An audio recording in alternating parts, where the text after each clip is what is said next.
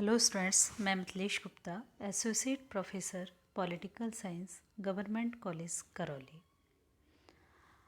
आज हम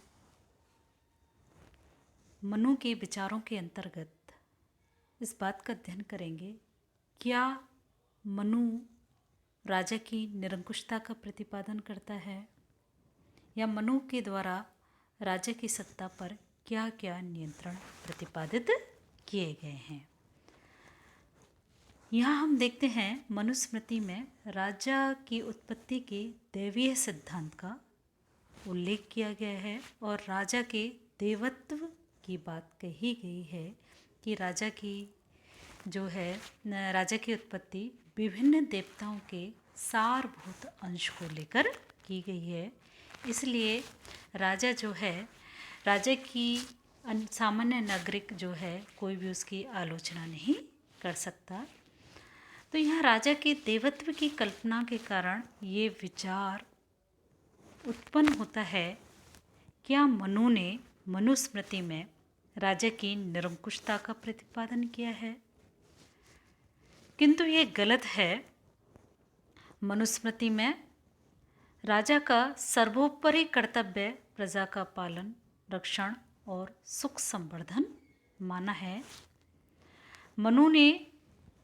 मनु का राजा है वो धर्म के अधीन है। स्मृतिकार ने यहाँ देखते हैं राजा के गुणों और कर्तव्यों का, दिनचर्या का, शास्त्र अनुकूल आचरण का जो व्यापक वर्णन किया है और प्रजा का उत्पीड़न करने पर राजा के शक्ति की क्षय की जो बात की है, उससे यह स्पष्ट हो जाता है कि मनु ने राजा के देवत्व की बात की है, लेकिन फिर भी मनु का राजा निरंकुश नहीं है। तो मनु जो है राजा को निरंकुश सत्ता प्रदान नहीं करता है।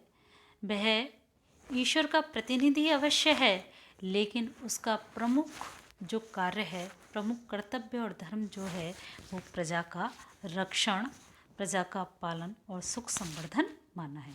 तो मनु ने राजा की सत्ता पर क्या क्या नियंत्रण लगा है, तो इन नियंत्रणों की हम यहाँ उल्लेख करेंगे। तो मनु की सत्ता पर पहला जो नियंत्रण है वो है धर्म का नियंत्रण। यहाँ देखते हैं मनु ने राजा को धर्म के अधीन रखा है और इस बात पर बल दिया है कि राजा सदैव ही प्रजा का पालन करे, उसकी रक्षा करे। और उन्होंने यहाँ राजधर्म की बात कही है और राजा के द्वारा जो है दैवीय गुणों के आधार पर ही प्रजा का पालन किया जाना चाहिए और राजधर्म की अवहेलना करने पर शासक जो है वो देवत्व से गिर जाता है। तो पहला जो महत्वपूर्ण जो राजसत्ता पर नियंत्रण है वो धर्म का नियंत्रण है।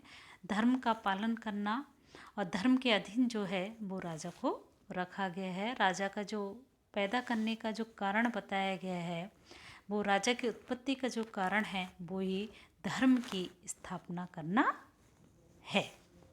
दूसरा जो नियंत्रण है राजा की सत्ता पर वो है संस्थागत नियंत्रण। राजा की शक्ति पर संस्थागत नियंत्रण में देखते हैं हम मनुस्मृति में राजा के लिए मंत्रियों एवं अन्य शासकीय जो अंग हैं उनसे मंत्रणा करना, परामर्श करना आवश्यक बताया गया है।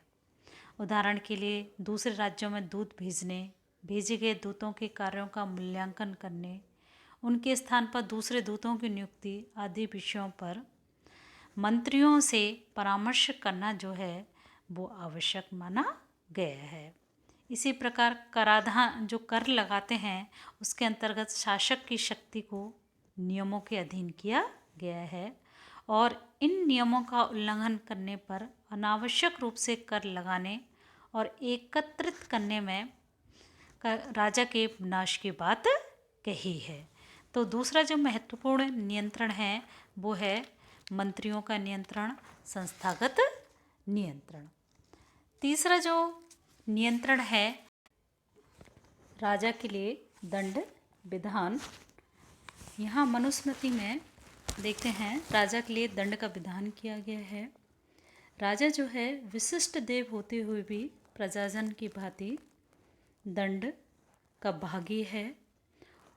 और इतना ही नहीं, मनुस्मृति में जिस अपराध में साधारण व्यक्ति को केवल 1 पण का दंड दिया जाता है, उसी में राजा को अधिक ज्ञानी होने के कारण सहस्त्र दंड मिलता है। तो यहाँ दंड विधान की व्यवस्था से स्पष्ट है कि राजा को एक देवत्व शक्ति के मानते हुए भी दंड की बात की है और दंड की सत्ता के अधीन इसको रखा गया है।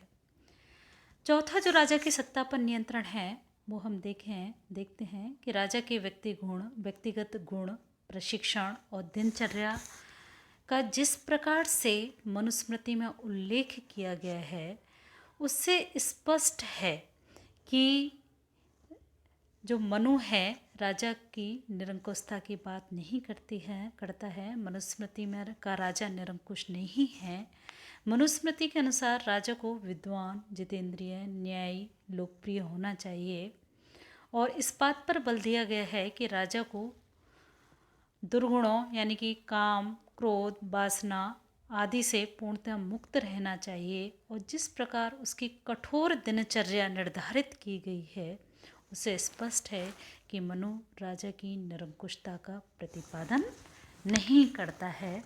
तो इस तरह से निष्कर्षतः हम ये कह सकते हैं कि मनुस्मृति में राजा के देवत्व की कल्पना की गई है, उसकी देवी उत्पत्ति की बात की गई है, लेकिन मनुस्मृति का राजा निरंकुश नहीं है। उसकी निरंकुशता पर विभिन्न बातों का जो है नियंत्रण लगाया गया है। उसकी राज सत्ता पर धर्म का नियंत्रण, मंत्री आदि का नियंत्रण, राजा के लिए जो दंड का विधान किया गया है, राजा के व्यक्तिगत गुणों और दिनचर्याओं के जो वर्णन मनुस्मृति में किया गया है, उसके आधार पर यह स्पष्ट है मनुस्मृति का राजा निरंकुश नहीं है, बल्कि उसका प्रमुख उद्देश्य जो है वो प्रजा का कल्याण है, प्रजा का पालन है। धन्यवाद।